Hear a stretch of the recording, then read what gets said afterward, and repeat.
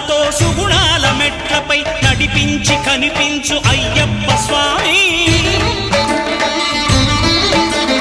మకర సంక్రాంతి సజ్జోతివై అరుదెంచి మహిమలను చూపించు మణికంఠ స్వామి